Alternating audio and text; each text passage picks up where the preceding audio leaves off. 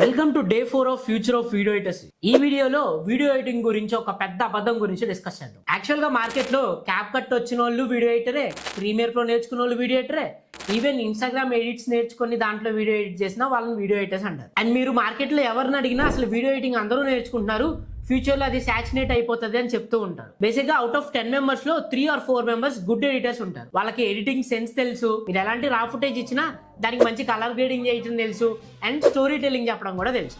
But ఆ 3 members కోసం చాలా వరకు కంపెనీస్ కొట్టుకుంటా ఉంటాయి, ఫ్రీలాన్సింగ్ ఏజెన్సీస్ కొట్టుకుంటా ఉంటాయి. అండ్ ఇప్పుడు కూడా సమ్ ఆఫ్ మై క్లయింట్స్ కి మంచి ఎడిటర్స్ దొరకట్లేదు మార్కెట్ లో. అండ్ ఎక్స్పీరియన్స్ వీడియో ఎడిటర్స్ వాళ్ళని ఆల్రెడీ ముందుగానే కంపెనీస్ ప్రీ బిల్డ్ గా బుక్ చేసుకుంటున్నాయి కూడా. అండ్ మీరు ఎలాంటి ఎంఎన్సీ కంపెనీ అయినా చూడండి, వాళ్ళకి కావాల్సింది రిజల్ట్స్. మీరు ఏ సాఫ్ట్వేర్స్ వాడతారు, ఎలా ఎడిట్ చేస్తున్నారు, దాంట్లో ఉన్న టెక్నికాలిటీస్ ఎవరు పట్టించుకోరు.